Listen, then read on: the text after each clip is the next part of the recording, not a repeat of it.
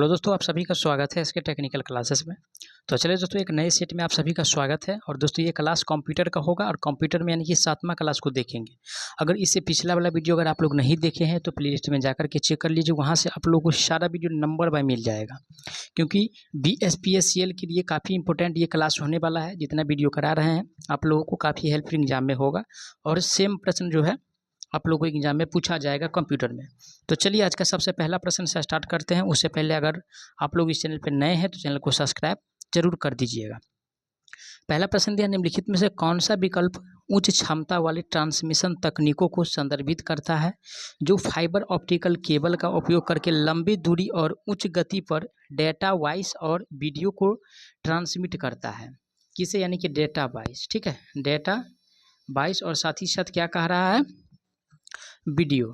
ठीक है, वीडियो को जो ट्रांसमिट करता है वो किसके द्वारा होता है दोस्तों? तो ये जो ट्रांसमिट जो होता है डाटा, वॉइस, ये वॉइस हो या वीडियो हो, ये जो ट्रांसमिट जो किया जाता है दोस्तों ब्रॉडबैंड के द्वारा किया जाता है। किसके द्वारा? ब्रॉडबैंड के द्वारा किया जाता है। और ब्रॉडबैंड ऑप्शन किस में दिया हुआ है?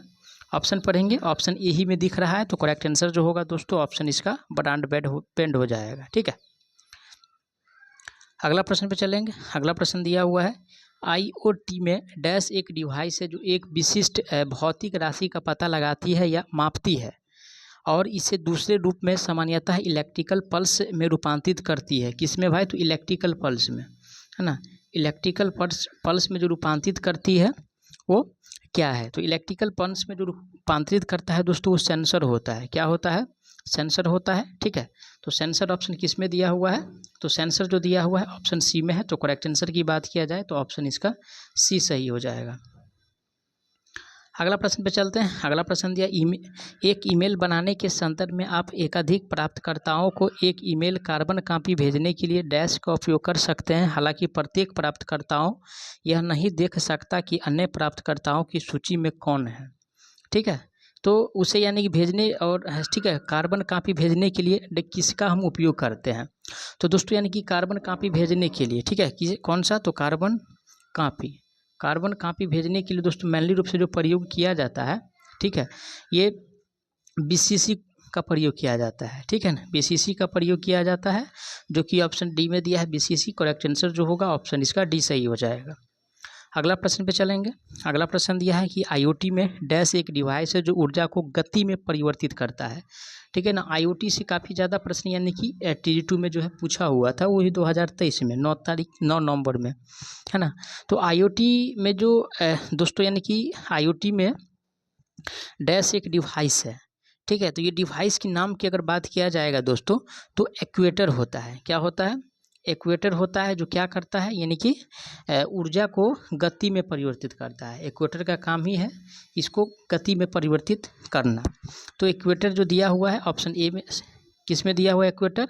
तो ऑप्शन ए में जो दिया है राउटर दिया हुआ है। तो राउटर तो होगा नहीं, ठीक है, ना सेंसर होगा ना गेटवे होगा। एक्चुएटर जो दिया हुआ है ऑप्शन सी में है। तो करेक्ट आंसर की बात किया जाए तो ऑप्शन इसका सी सही हो जाएगा।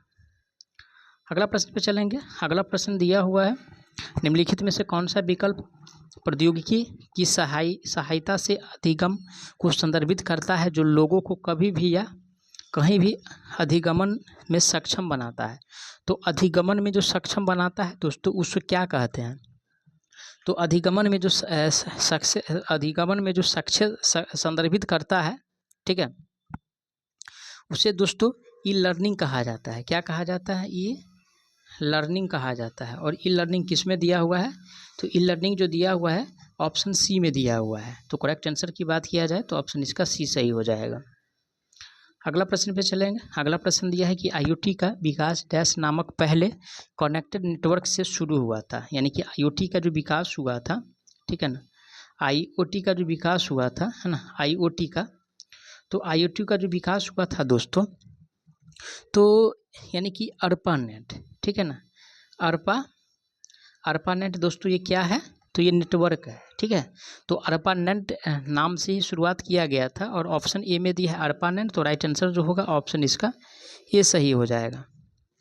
TCP का मतलब क्या होता है? तो ट्रांसमिशन कंट्रोल प्रोटोकॉल होता है। SMT का मतलब होता है सिंपल मेल ट्रांसफ़र प्रोटोकॉल होता है। सिंपल मेल ट्रांसफ़र प्रोटोकॉल होता है। ये सब ध्यान में रखिएगा क्योंकि एग्जाम में फुल फॉर्म से भी प्रश्न बनता है, ठीक है। तो राइट आंसर इसका ये सही हो जाएगा।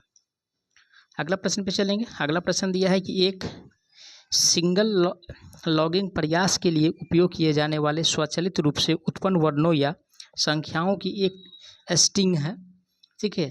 तो उस स्ट्रिंग को क्या कहा जाता है? तो उसको दोस्तों OTP कहा जाता है, ठीक है ना। OTP का मतलब क्या होता है? वन टाइम पासवर्ड होता है। क्या होता है? वन टाइम पासवर्ड होता है। किसका? OTP का मतलब, ये ध्यान में रखिएगा। तो यूनिफॉर्म UPI का मतलब क्या होता है? यूनिफाइड पेमेंट इंटरफेस होता है। इससे भी एग्जाम में प्रश्न बनता है। गूगल पे का मतलब तो जानते ही है, एक प्रकार का ऑनलाइन ट्रांजेक्शन, इससे किया जाता है, लेन देन किया जाता है, ठीक है ना।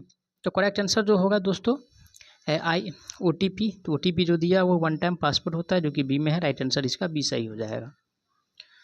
अगला प्रश्न पे चलेंगे। अगला प्रश्न दिया है वर्ल्ड वाइड वेब कंसोर्टियम।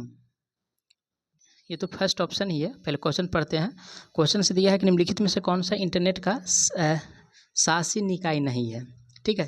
तो इंटरनेट का दोस्तों यानी कि शासी निकाय के बारे में पूछ रहा है, ठीक है। तो IA और TF, इसका मतलब होता है इंटरनेट और साइड टास्क अथॉरिटी, जो कि ऑप्शन डी में है। तो राइट आंसर जो होगा दोस्तों, जो इंटरनेट का शासी निकाय नहीं है, ये IATF है, ठीक है। अगला प्रश्न दिया है कि UPI का पूर्ण रूप क्या है? इसका पूछ रहा है दोस्तों। तो UPI का पूछ रहा है, ठीक है। तो UPI का जो पूर्ण रूप होता है यूनिफाइड पेमेंट इंटरफेस होता है, ठीक है। यूनिफाइड पेमेंट, ठीक है, यूनिफाइड पेमेंट इंटरफेस होता है, इंटरफेस होता है। तो किसमें दिया है? ऑप्शन ए में कह रहा है कि यूनिवर्सल पेमेंट इंटरफेस। तो यूनिवर्सल नहीं होता है, यूनिफाइड होता है। ऑप्शन बी में दिया है। करेक्ट आंसर जो होगा ऑप्शन इसका बी सही हो जाएगा। तो मैं आशा करता हूँ आप लोग सारा प्रश्न को अच्छा से समझे होंगे। अगर कोई प्रश्न में किसी प्रकार का डाउट है तो आप लोग उसके लिए कमेंट कीजिएगा, आपको जवाब बहुत जल्द मिलेगा। साथ ही साथ अभी तक आप लोग इस चैनल पर नए हैं तो चैनल को सब्सक्राइब करके वीडियो को ज़रूर शेयर कर दीजिएगा। तो चलिए दोस्तों, मिलते हैं एक नए सेशन में एक नए पार्ट के साथ। तब तक के लिए जय हिंद।